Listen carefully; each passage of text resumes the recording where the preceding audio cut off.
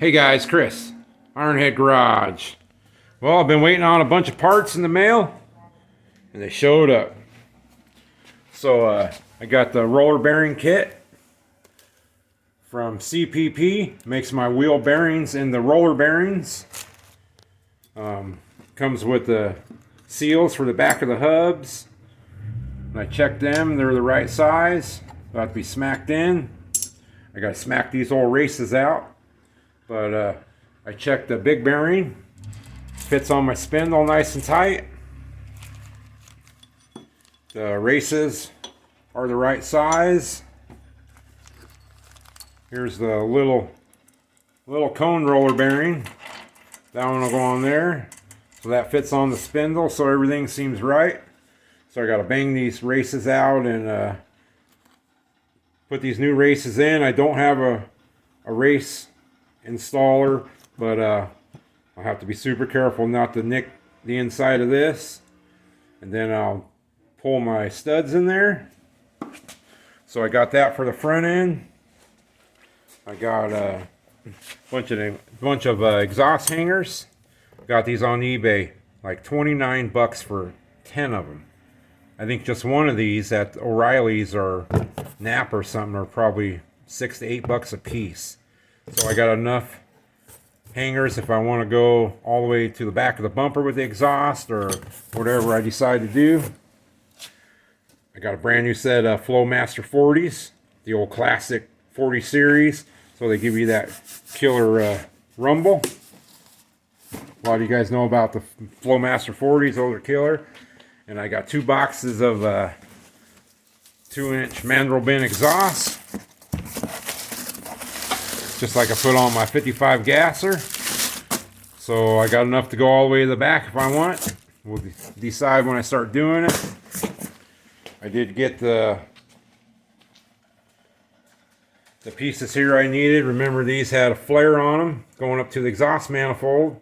I went by the muffler shop and they flared me to 6-inch pieces. I'm just going to go ahead and use these couplers here, the exhaust clamps. And there's the other one. So that's killer.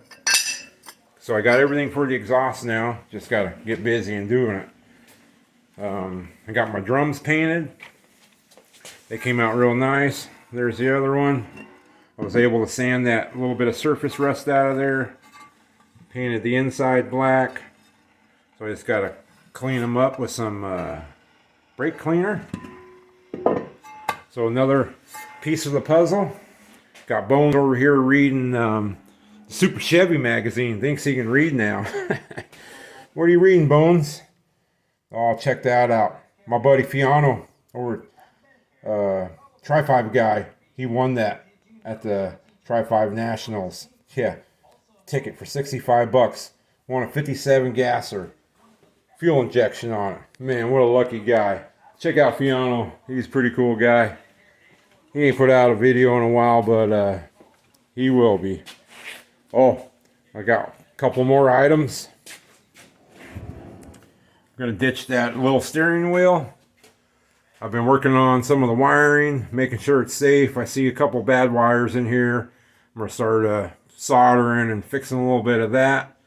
But check it out. 55 to 56 GMC truck steering wheel. It's brand new. The repop. I was going to order an old one. The only ones I could find, you know, they're 70 something years old and they got cracks. And you can fix all those cracks, but the bad thing is the inside is rusted in those, and they're rusted in here, so sooner or later they're probably going to crack again because that rust grows on the inside of there.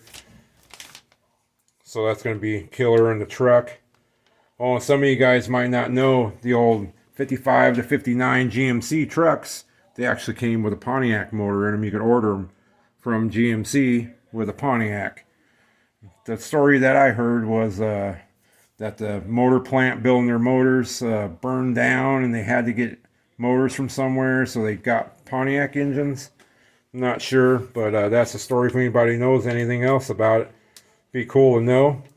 So on these trucks, you don't see no Pontiac emblem. and they got a Pontiac engine in them. So what better to tell people you got a Pontiac engine in there? Get yourself a Pontiac horn button. Look at that. 1953 Pontiac horn button. That thing is sweet. Yeah, a guy on eBay gave me a killer deal on it. I polished the plastic up a little bit. It's got a couple little nicks. I might try to sand it with like some 2500, 3000 grit sandpaper and polish it with that Meguiar's. I do that a lot on my old antique toy cars I got, but that's going to be a killer touch to the inside of this truck. Yeah, it's pretty cool. So, I'm going to get that in there. See if I can get that wheel off. Hopefully this wheel and that nut comes off easy. I'm digging that steering wheel though. It's going to be super nice. It's like 18 inches compared to 11. So, lots to do now. I'm going to bang them races out and see if I can get them new ones in there without damaging them. Yeah, hopefully. Alright guys, I'll be back. Alright, I got the races driven out of the hubs. Got them nice and clean. That's the other end of the other side. Nice and clean. So if you don't have a race driver, like I don't, here's the old races. Made in USA. Imagine that. But here's the new race for the new bearing. Get her nice and square in there and tappity tap tap all the way around until it gets flush. Take your time. Put a little bit of grease on there. And I took these. This is the old one. Took it over there on my my trusty old belt sander and spun it and spun it. And now I'll be able to drive it down in there. It'll be flush. Goes down about a 1/4 inch like that is, and then I'll be able to take this right back out. So I did that one, and then the rear one will be the same way. It'll be flush, tappity tap all the way around. Then take this one, made in USA again, but then put it on there. Be able to drive it all the way down, be able to pull it out and not have them stuck in there. That's a pain to get them back out if they're stuck. So these are good to have. I'll keep them forever. And so I got to get those new races driven in there. But this old seal plate, dust seal, was on here on the spindle. And then it had this seal here. Look at that. It's leather inside. Yeah. And that goes over the ball bearing race, the old one. And it would go on there. And it locks in to the dust seal. So I take that back off and put my new bearing on there. Here's this guy. And the new seals there, they press right on the end of this bearing. Put that guy on there, and the bearing's all the way seated on there. And look at that, it just spins and it bounces up and down.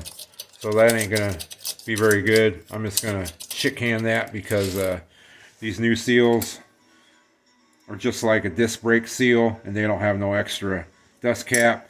I believe you just use this for the old style ball bearings to help keep any road crud out of there.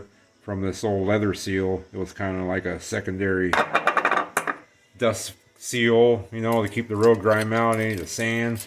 I bet a lot of stuff got past that old leather. I believe my old pinion seal in my my 55 gasser, when I used to have that stock rear end in there, it had a pinion seal that was leather too, and it was all dried up and it leaked. But yeah, so shit can these to the garbage pile.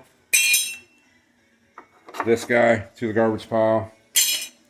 And I'll keep this old bearing race for maybe another driver someday. Knocking something in or out. It's got 2 sizes on it. Keep them. You might need them. Alright guys. I'm going to get them races driven in there and get them seals popped in the back. get these hubs on. Alright guys, well I got the heater burning. Getting cold in here overnight, but I got the races in there. I just used them old ones that I sanded down, knocked them in there, a little bit of grease, they went in real nicely. And I got the little races in too. Use the old race, knocked in real nice, so that's awesome. So now I'm gonna get them studs in there. All right, I'm gonna rattle them studs in there. You guys seen that before? Well, I got all the long studs in there. They pulled in nicely with my my stud puller. Those are way better than them short ones that were in there. A lot stronger. They seated nice. So, before I grease these bearings, put these hubs on, I gotta do the brakes. So, let's get them brakes on. Alright. Alright. Got all the brake shoes on the driver's side. Come around this side. All the brake shoes on this side.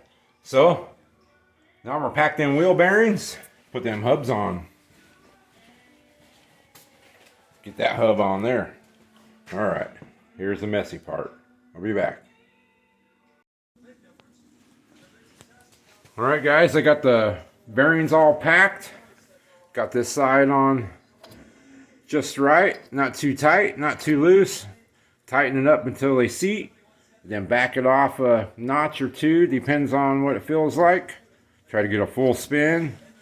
So, hubs on. Got Bones over here working on this side. Hey, don't get that wheel bearing too tight.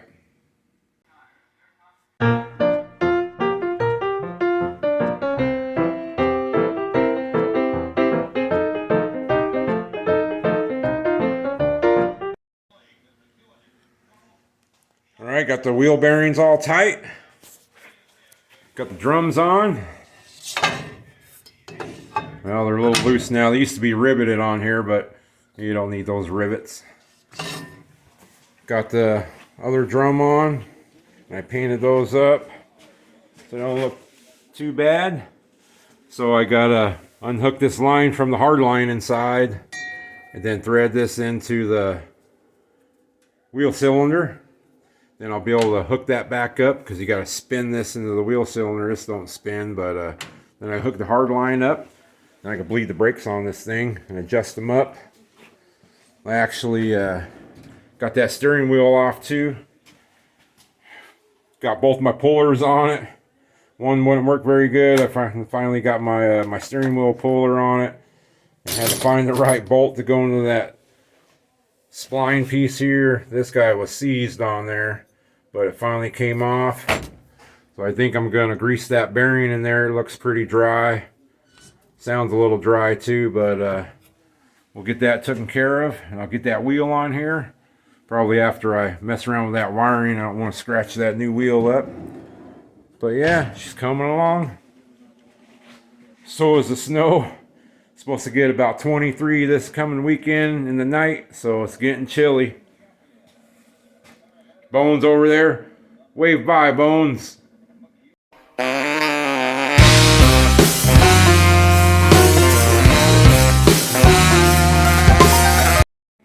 Yeah, it's good to have good help in the shop. Alright guys, I appreciate you watching. Guys, take care. See you next time.